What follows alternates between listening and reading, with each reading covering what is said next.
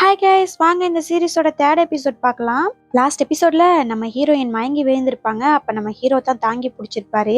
இன்னைக்கான ஓப்பனிங் சீன்ல நம்ம ஹீரோயினோட பிளாஷ்பேக் தான் காமிக்கிறாங்க. ஹீரோயின் கிட்ட ஒரு பையன் வந்து எனக்கு உன்னை ரொம்ப பிடிச்சிருக்கு, நம்ம 2 பேரும் டேட் பண்ணலாமா அப்படின்னு கேட்கும்போது, நீ என்ன பைத்தியமா, நீ என் ஃப்ரெண்டோட பாய் ஃப்ரெண்ட், நீ என்கிட்ட வந்து ப்ரப்போஸ் பண்ணிக்கிட்டு இருக்க, தயவு செஞ்சு இந்த மாதிரி என்கிட்ட பேசாத அப்படின்னு சொல்லும்போது, அதுக்கு அந்த பாய் ஃப்ரெண்ட், எனக்கும் அவளுக்கும் எல்லாமே முடிஞ்சுது, இனிமே அவளுக்கும் எனக்கு எந்த சம்மந்தமும் கிடையாது, இப்ப நான் உன்னை தான் லவ் பண்றேன், ப்ளீஸ் என்ன நீ ஏத்துக்கோ அப்படின்னு சொல்லும்போது ஹீரோயின் கண்டுக்காம எந்திரிச்சு போயிடுறாங்க. அந்த பையன் இப்போ உன்னை தான் எனக்கு ரொம்ப பிடிச்சிருக்குன்னு எல்லார் முன்னாடியும் கத்திக்கிட்டு இருக்கான். ஹீரோயினுக்கு ரொம்ப எம்பாரசிங்கா இருக்கு. இங்க ஹீரோயின் அவங்க ஃப்ரெண்டு கிட்ட எல்லா உண்மைகளையும் சொல்லணும்னு சொல்லி ஹீரோயின் நடந்த விஷயங்களை அவங்க ஃப்ரெண்டு கிட்ட சொல்லலான்னு வரும்போது, அப்ப அவங்க ஃப்ரெண்டு, என்ன நீயும் என் பாய் ஃப்ரெண்டை டேட் பண்றீங்களா, நான் உன்னை என்னோட உண்மையான ஃப்ரெண்டுன்னு நினைச்சேன், ஆனா நீ என் முதுகுல குத்திட்ட, எனக்கு துரோகம் பண்ணிட்ட அப்படின்னு சொல்லும்போது, இல்ல நீ தப்பா புரிஞ்சுக்கிட்ட, நானும் உன் பாய் ஃப்ரெண்டோட டேட்லாம் பண்ணல, அவன் தான் எனக்கு வந்து ப்ரப்போஸ் பண்ண வந்தான்னு சொல்றாங்க. ஆனா அவங்க எதையுமே காதுல வாங்காம ஹீரோயின் தலையிலேயே காஃபியை தூக்கி ஊத்திடுறாங்க. அங்க இருக்கிற எல்லாரும் இவங்களே பாக்குறாங்க. ஹீரோயினுக்கு ரொம்ப அவமானமா இருக்கு. அப்ப அவங்க பாய் ஃப்ரெண்ட் வந்து, நீ இங்க என்ன பண்ணிட்டு இருக்க, நீ மிஸ் அண்டர்ஸ்டாண்ட் பண்ணிட்ட, வா உங்ககிட்ட பேசணும்னு சொல்லி அவங்க கேர்ள் ஃப்ரெண்டை வெளியில அழைச்சிட்டு போயிடுறான். இந்த சம்பவத்துக்கு பிறகு ஹீரோயின் எல்லாரும் தப்பா பேச ஆரம்பிக்கிறாங்க. இவத்தானே அவ ஃப்ரெண்டோட பாய் ஃப்ரெண்டை சீட் பண்ணி வச்சிருக்கா அப்படின்லாம் பேசும்போது ஹீரோயினுக்கு ரொம்ப கஷ்டமா இருக்கு. அவங்க லாக்கருக்கு போய் சில திங்ஸ்லாம் எடுக்கலான்னு போகும்போது அவங்க லாக்கர்ல தப்பா ஸ்டிக்கி நோட்ஸ் எல்லாம் எழுதி வச்சிருக்காங்க. இதெல்லாம் பார்த்துட்டு கஷ்டப்பட்டுட்டு நிற்கும் போது அப்ப அவங்க ஃப்ரெண்டு வந்து, என்ன செலிபிரிட்டி ரொம்ப சந்தோஷமா இருக்கீங்க போல, உனக்கு பாய் ஃப்ரெண்ட் வேணும்னா நீ வேற யாரையாவது பார்க்க வேண்டித்தானே, அது என்ன அடுத்த பொண்ணோட பாய் ஃப்ரெண்டை தான் பாப்பியா, இந்த மாதிரி வேலைக்கு நீ கேவலப்படணும், வெக்கப்படணும் அப்படின்னு சொல்லிட்டு போறாங்க. இதெல்லாம் ஹீரோயின் மனசுல ஒரு தாக்கத்தை ஏற்படுத்துது. அதுல இருந்து அவங்க தனிமையை விரும்ப ஆரம்பிக்கிறாங்க. இதனால அவங்க எப்பவுமே வீட்டுக்குள்ள இருக்காங்க. அப்பதான் அந்த வெப் சீரிஸ் அவங்களுக்கு துணையா அமையுது. அந்த வெப் சீரிஸை பாதியில நிறுத்தும் போது அவங்க கோவப்பட்டு கமெண்ட் பண்ணியிருக்காங்க. அதுக்கப்புறம் தான் இந்த வெப்டூன் உலகுக்குள்ள வந்திருக்காங்க. இங்க ஹீரோயின் மயக்கத்துல இருந்து கண் விழிக்கும் போது அங்க பனிலேடியும் அவங்க 3 அண்ணன்களும் சுத்தி உட்காந்துருக்காங்க. மைலேடி எந்திரிச்சிட்டிங்களா, உங்களுக்கு உடம்பு எப்படி இருக்குன்னு எல்லாரும் விசாரிக்கிறாங்க. அவங்க 3 அண்ணன்களும் ஒரே பாசமலை தான், என்னமாச்சு உனக்கு, நீ ஏன் மயக்கம் பெட்டி விழுந்துன்னு அப்படியே உளுந்து உளுந்து கவனிச்சிட்டு இருக்காங்க. அப்பதான் ஹீரோயின், எனக்கு என்ன ஆச்சு அப்படின்னு கேட்கும்போது, உனக்கு வந்து பிசிக்கலாவும் மென்டலாவும் நீ ரொம்ப லோவா இருக்கியா, உனக்கு பிளட் சர்க்குலேஷன் பாடிக்குள்ள சரியா நடக்கலையா, அதனால தான் நீ மயங்கி விழுந்திருக்க, இனிமே நீ பாதுகாப்பா இருக்கணும் சொல்லிட்டு இருக்கும்போது, என்ன சொல்றீங்க, யார் இந்த மாதிரிலாம் சொன்னான்னு கேட்கும்போது, நீ என்ன இப்படி சொல்லிட்ட, உன்னை வைத்தியம் பார்த்தவரு ராயல் கிங்கோட மருத்துவரு சொல்லிட்டு அப்படியே ஒரு பிளாஷ்பேக்கை காமிக்கிறாங்க. அப்ப மருத்துவர் பதறிக்கிட்டு வராரு, பிரின்ஸ் உங்களுக்கு என்ன ஆச்சுன்னு. ஆனா அங்க பிரின்ஸ் கல்லு மாதிரி நிக்கிறத பார்த்தோன்னே, யாருக்கு இங்க வைத்தியம் பார்க்கணும்னு கேட்கும்போது அப்ப ஹீரோயினை காமிக்கிறாரு. வைத்தியரும் செக் பண்ணி பார்த்துட்டு இந்த மாதிரி விஷயங்களை சொல்லியிருப்பாரு. பிளட் சர்க்குலேஷன் சரியா வரல, அவங்களுக்கு ரெஸ்ட் தேவைன்னு.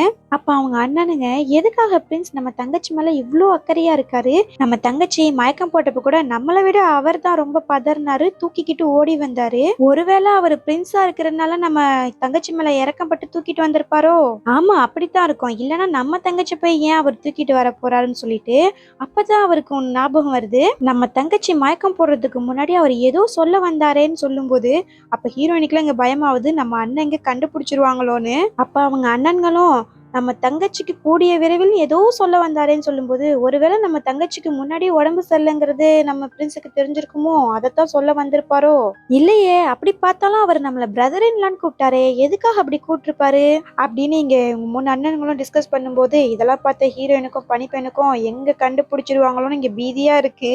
அப்புறம் அவங்க அண்ணன்களே, நம்ம மக்கள்லாம் பிரின்ஸ் வந்து ஃபேமிலியா பாக்குறாரு, அதனாலதான் அப்படி கூப்பிட்டுருப்பாரு, சே நம்ம பிரின்ஸை எவ்வளவு கெட்டவர்னு நினைச்சோம், ஆனா பாருங்க இவர் எவ்வளவு நல்லவரா இருக்காரு அப்படின்னு அவங்க 3 அண்ணன்களும் பெருமையா பேசிட்டு இருக்காங்க. இதை பார்த்து பனிப்பேன், இதுக்கு மேல சரி வராதுன்னு சொல்லி, சரி சரி லேடிக்கு இப்ப ரெஸ்ட் தேவை, நீங்க 3 பேரும் வெளியில போங்கன்னு சொல்லி அவங்க 3 பேரையும் துரத்தி விட்டுறாங்க. இங்க ஹீரோ வந்து மருத்துவர்கிட்ட ஹீரோயின் உடம்பு எப்படி இருக்குன்னு விசாரிக்கும் போது, இப்போதைய நிலையில அவங்க உடல்நிலை சரியில்லை, அவங்க உடம்பு சரியாகணும்னா அதுக்கு ஒரு ஹெர்பு தேவை, அந்த ஹெர்பு ஒரு வைத்தியர்கிட்ட இருக்கு, நம்ம வேணா அந்த வைத்தியர்கிட்ட கேட்டு பார்க்கலாம்னு சொல்லி அவங்க வீட்டு முன்னாடி போய் கதவை தட்ட, ஆனா அங்க யாருமே இல்ல. இவங்களும் தட்டி பார்த்துட்டு பொறுமையை பால்கனில இருந்து ஹீரோ கதவை உடைக்க போறாரு. அப்போ ஒரு சின்ன பையன் கதவை திறந்து வரான். இப்படி யாருன்னு தெரியாத வீட்டை இப்படித்தான் நைட் டைம்ல வந்து கதவை உடைக்க வருவீங்களா, உங்களுக்கு எல்லாம் அறிவே இல்லையா அப்படின்னு கேட்கும்போது வைத்தியர், நீ யாருக்கிட்ட பேசுறேன்னு தெரியுமா, ஒரு பிரின்ஸ் அப்படின்னு சொல்லக்குள்ள, இருக்கட்டுமே ஆனா நீங்க என் வீட்டு கதவை தானே உடைக்க வந்திருக்கீங்க, அதனால நான் இப்படித்தான் பேசுவேன் அப்படின்னு சொல்லி ஆளுக்கும் பேசுற பேச்சுக்கும் சம்பந்தமே இல்ல.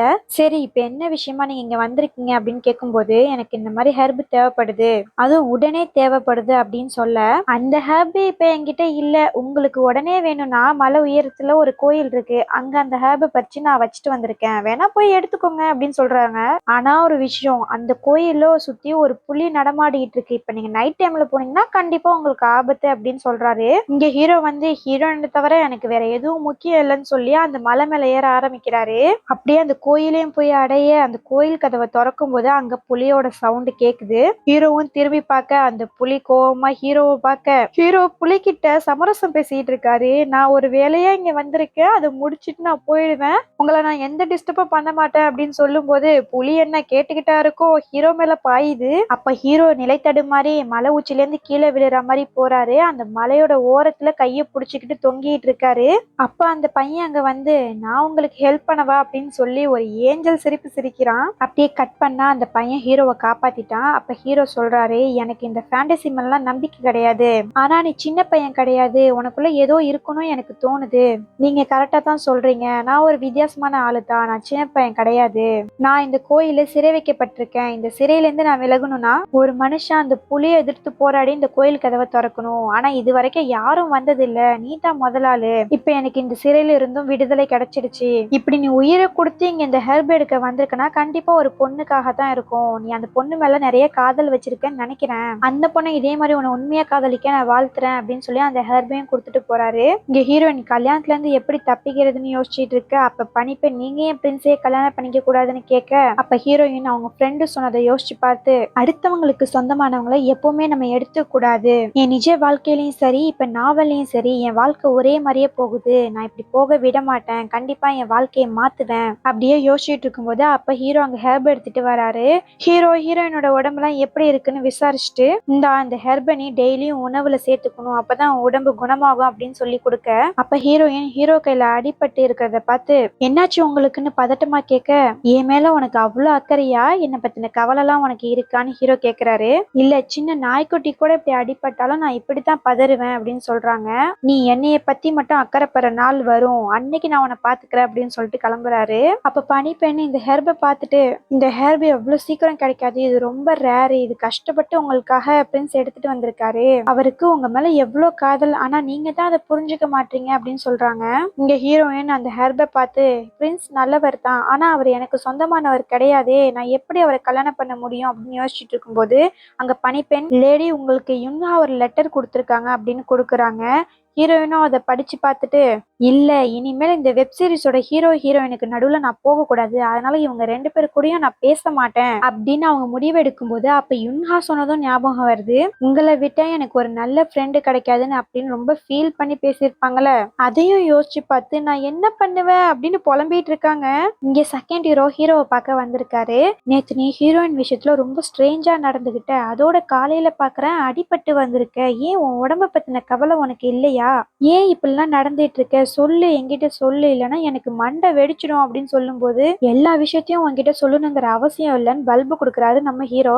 நம்ம செகண்ட் ஹீரோ கடுப்பாயி, சரி நீ எப்படியோ போ, நான் ஒரு பொதுவா ஒரு அட்வைஸ் கொடுக்குறேன், நீயும் எங்க காலத்து வயசு பசங்க தானே, எங்களை மாதிரி கிளப்புக்கு வா, இல்ல நீ வரலனாலும் நாங்க கிளப் பண்றதுக்காவது அனுமதி கொடு, ஒரு பொண்ணும் பையனும் அழகா மீட் பண்ணிக்கிற இடம் தான் கிளப், நீ ஆனா அதுக்கு பர்மிஷனே கொடுக்க மாட்டேங்கிற, தயவு செஞ்சு பர்மிஷன் கொடு அப்படின்னு கேட்கும்போது ஹீரோ, சரி உனக்கு என்ன இப்ப கிளப் பண்ணணும் போய் பண்ணு, பர்மிஷன் தரங்கக்குள்ள செகண்ட் ஹீரோவே ஆச்சரியப்பட்டு, என்ன சொல்ற உண்மையாவா அப்படின்னு கேட்கும்போது, ஆமா ஆனா ஒரு கண்டிஷன், நானும் அந்த கிளப்ல மெம்பரா சேருவேன்னு சொல்லக்குள்ள, கண்டிப்பா வா தல, ஆல்வேஸ் வெல்கம், இனி ஆண்கள் மட்டும் இருந்த கிளப் இப்ப பெண்களும் சேர போறாங்கன்னு ரொம்ப குசி ஆகுறாரு.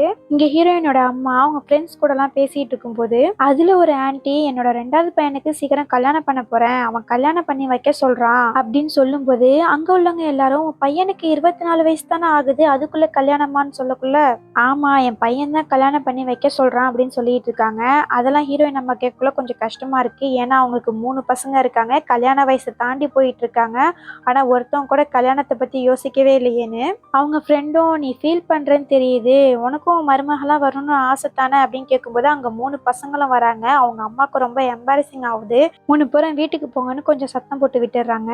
இங்க ஹீரோயின் செகண்ட் ஹீரோ மீட் பண்ண வந்திருக்காங்க. செகண்ட் ஹீரோ பேர் வந்து ஜியோ. அட நீங்களா, உங்களை பார்த்ததுல ரொம்ப மகிழ்ச்சி, என்ன விஷயமா இங்க வந்திருக்கீங்க அப்படின்னு கேட்கும்போது, இல்ல நீங்க என்ன கிளப்புக்கு இன்வைட் பண்ணியிருந்தீங்க, உங்க கிளப்புக்கு என்னோட என் ஃப்ரெண்டையும் அழைச்சிட்டு வரலாமா அப்படின்னு கேட்கும்போது அதுக்கு ஜியோனும் தாராளமா அழைச்சிட்டு வரலாமே, அதுவும் இன்னைக்கு ஸ்பெஷலான நாள், அந்த காலத்து பிரின்ஸும் பிரின்சஸும் அவங்க காதலை சொல்லி சேர்ந்த நாள், இந்த நாள்ல காதலை சொல்லிக்கிறவங்க கண்டிப்பா ஒண்ணு சேருவாங்கன்னு ஒரு நம்பிக்கை இருக்கு, அதனால இன்னைக்கு கிளப்ல எல்லாம் ஸ்பெஷலா இருக்கும், கண்டிப்பா நீங்க வாங்கன்னு சொல்றாரு. அப்படியே கட் பண்ணி நைட்டு தான் காமிக்கிறாங்க. இன்னைக்கு ஃபுல் மூன் டே. ஹீரோயின் செம அழகா கிளம்பி அந்த கிளப்புக்கு வராங்க. அங்க யுன்ஹாக்காக காத்திருக்கும் போது யுன்ஹாவும் அங்க வந்து சாரி லேடி கொஞ்சம் டைம் ஆயிடுச்சு அப்படின்னு சொல்லும்போது, அதெல்லாம் ஒன்றும் பிரச்சனை கிடையாது, நீ ரொம்ப அழகா இருக்க இன்னைக்கு அப்படின்னு சொல்றாங்க. யுன்ஹாவும் நீங்களும் ரொம்ப அழகா இருக்கீங்க அப்படின்னு ரெண்டு பேரையும் புகழ்ந்துக்கிறாங்க. வெல்கம் லேடிஸ், உங்களை இந்த கிளப்புக்கு வரவேற்கிறேன் அப்படின்னு சொல்லிட்டு யுன்ஹாவை பார்க்குறாரு நம்ம ஜியோம். ஏற்கனவே நம்ம ஜியோமுக்கு யுன்ஹா மேலே லைட்டாக ஒரு க்ரஷ் இருக்கும். இப்போ யுன்ஹா இங்கே பார்க்கும்போது அவருக்கு ரொம்ப சந்தோஷமா இருக்கு. அப்போ கிளப்புக்குள்ளே போய் ரெண்டு பேரையும் அறிமுகப்படுத்துறாங்க. அப்போ நம்ம ஹீரோயின் ஹீரோவை தேடுறாங்க. இவங்க எதுக்குடா ஹீரோவை தேடுறாங்கன்னு பார்க்கும்போது தான் தெரியுது இவங்க ஒரு மிகப்பெரிய பிளானோட தான் இங்கே வந்திருக்காங்க. அப்போ நம்ம ஹீரோ ஹேண்ட்ஸமா பியூட்டிஃபுல்லா சொல்ல வார்த்தைகளே இல்லை, அவ்வளோ அழகாக என்ட்ரி கொடுக்குறாரு. அதை பார்த்த ஹீரோயின் மயங்கி போய் ஜியோம் கையிலேயே விழுறாங்க. ஹீரோவை பார்த்து ஏன் ஹார்ட் இப்படி படபடன்னு அடிக்குது, இப்படிலாம் இருக்கக்கூடாதே அப்படின்னு அவங்க யோசிச்சுட்டு இருக்கும்போது இதெல்லாம் பார்த்துட்டு இருந்த நம்ம ஹீரோவுக்கு செம ஜெலஸ் ஆகுது. ரொம்ப கோவப்படுறாரு. ஒரு பொண்ணோட கையை இப்படிதான் பிடிச்சுக்கிட்டு இருப்பியா, நேரா ஜியோன் கிட்டேயே கேட்கிறாரு. இந்த ஹேண்ட்ஸம் சைக்கோ ஜெலஸ் ஆகுறாரா, ஆனா என் மேல ஜெலஸ் ஆக கூடாதே, இதெல்லாம் யுன்ஹா மேல தானே வரணும்னு அவங்க மனசுல நினைச்சிட்டு இருக்காங்க. இங்க ஜியோம் வந்து ஹீரோவை உங்க யாருக்கும் இன்ட்ரடியூஸ் பண்ண தேவையில்ல, அவரை எல்லாருக்கும் தெரியும் அப்படின்னு சொல்லும்போது அங்க இருக்கிற கிளப் மெம்பர்ஸ் எல்லாரும் மூஞ்ச தூக்கி வச்சிட்டு இருக்காங்க. இங்க ஹீரோ வந்தது யாருக்குமே பிடிக்கல, அவர் ரொம்ப ரூடு கொடுமையானவர் தானே எல்லாரும் நினைச்சிட்டு இருக்காங்க. அதனாலயே கொஞ்சம் ஆக்வர்டா ஃபீல் பண்றாங்க. அப்போ ஒரு பையன் ஹீரோயின் கிட்ட இன்ட்ரடியூஸ் ஆகலான்னு வரும்போது ஹீரோ நடுவுல கையை விட்டு நீ ஒன்னும் இன்ட்ரடியூஸ் எல்லாம் பண்ண தேவையில்ல, உன் பேரை மட்டும் சொல்லிட்டு போ அப்படின்னு சொல்லக்குள்ள ஹீரோயின் கடுப்பாகி நீங்க ஏன் இப்படி பண்றீங்க, அவர் இன்ட்ரடியூஸ் பண்ணாதானே அவரை பத்தி எனக்கு தெரியும் அப்படின்னு சொல்லும் போது அப்படிலாம் ஒன்னும் நீ அவசியம் தெரிஞ்சுக்க தேவையில்ல, அவன் பேர் மட்டும் தெரிஞ்சா உனக்கு போதும் அப்படின்னு சொல்லி நோஸ் கட் பண்ணிடுறாரு. இங்க ஜியோமோ இந்த ஆக்வர்ட்னஸை போக்கணும்னு சொல்லி என்னென்னமோ செய்யறாரு, போயம் சொல்றாரு, கதை பேசுறாரு. ஆனா யாரும் எதையும் கண்டுக்கிற மாதிரியே தெரியல. நம்ம ஹீரோயின் மட்டும்தான் கை தட்டிட்டு இருக்காங்க. அப்புறம் இது டின்னர் டைம் சொல்லி நம்ம யுன்ஹாவோட சாப்பாடு தான் இன்னைக்கு வந்திருக்கு, அவங்க தான் நமக்கு இன்னைக்கு ஃபுட் ப்ரிப்பேர் பண்ணி எடுத்துட்டு வந்திருக்காங்க, எல்லாரும் அவங்களுக்கு தேங்க்ஸ் சொல்லுங்கக்குள்ள எல்லாரும் தேங்க்ஸ்ன்னு சொல்லிட்டு இருக்காங்க. அப்ப நம்ம ஹீரோயின் யுன்ஹா பத்தி ஆஹோ ஓஹோன்னு புகழ்ந்துட்டு இருக்காங்க, நம்ம ஹீரோ காதுல விழணும்னு சொல்லி. ஆனா நம்ம ஹீரோ எதையும் காதுல வாங்குற மாதிரி தெரியல, நம்ம ஹீரோயினை தான் சைட் அடிச்சிட்டு இருக்காரு. அப்ப யுன்ஹாவோட ஸ்பெஷல் ஸ்வீட் சூப்பரா இருக்கும்னு எல்லாரும் சாப்பிடும்போது நம்ம ஹீரோ மட்டும் சாப்பிடாம நிக்கிறாரு. நம்ம ஹீரோயின் யுன்ஹா பத்தி பெருமையா பேசணும்னு சொல்லி இந்த ஸ்வீட் சூப்பரா இருக்கும், நீங்க ஒரு வாய் டேஸ்ட் பண்ணி பாருங்கன்னு ஹீரோ கிட்ட சொல்லும்போது எனக்கு வேணாம் அப்படின்னு சொல்றாரு. அட இப்படிலாம் சொன்னா நீங்க கேட்க மாட்டீங்கன்னு சொல்லி டைரக்டா ஹீரோயினை ஹீரோ வாயில அந்த ஸ்வீட்டை திணிச்சு விட்டுறாங்க. அங்க இருக்கிற எல்லாருக்கும் செம ஷாக், என்ன ஹீரோயின் பிரின்ஸ் கிட்ட இப்படி நடந்துக்கிறாங்க, அவருக்கு கோவம் வந்தா என்ன செய்வாருன்னு தெரியலையேன்னு பார்க்கும்போது ஹீரோவும் சரி ஹீரோயின் கொடுத்துட்டாலேங்கிற ஒரே காரணத்துக்காக அந்த ஸ்வீட்டை மல்லு கட்டி முழுங்கிட்டு இருக்காரு. அப்ப ஹீரோயின் அந்த ஸ்வீட் எப்படி இருந்துச்சுன்னு கேட்கும்போது நல்லாவே இல்லைன்னு வாய்க்குள்ளேயே சொல்றாரு. அதை பார்த்து யுன்வா என்ன சொல்றீங்க நல்லா இல்லையா அப்படின்னு கேட்கும்போது ஹீரோவும் ஆமான்னு சொல்ல வராரு. அதுக்குள்ள நம்ம ஹீரோயின் இவர் காரியத்தை கெடுத்துருவாரு போலன்னு சொல்லி இல்ல அவர் ஸ்வீட்டு சூப்பரா இருக்கு இன்னொரு வேணும்னு கேட்கிறாருன்னு சொல்லி இன்னொரு ஸ்வீட்டையும் அவர் வாயிலே திணிச்சிடுறாங்க. ஜியோம் இந்த சூழ்நிலையை மாத்தணும்னு சொல்லி சரி இப்ப நம்ம ஒரு கேம் விளையாட போறோம், ஒரு போயமை நான் மண்ணுக்குள்ள புதைச்சி வச்சிருக்கேன், அதை தேடி கண்டுபிடிச்சு கொடுக்குறவங்களுக்கு ஒரு பரிசு காத்திருக்கு அப்படின்னு சொல்லும்போது எல்லாரும் தனித்தனியா தேட போறாங்க. அப்ப நம்ம ஹீரோயினும் யுன்ஹாவும் ஒன்னா போயிட்டு இருக்கும்போது எனக்கு என்னமோ அது கார்டன் பக்கம் தான் இருக்கும்னு தோணுது, நீங்க போய் கார்டன் பக்கம் தேடுங்க அப்படின்னு சொல்லும்போது வாங்க ரெண்டு பேரும் ஒன்னா தேடலான்னு யுன்ஹா கூப்பிடுறாங்க.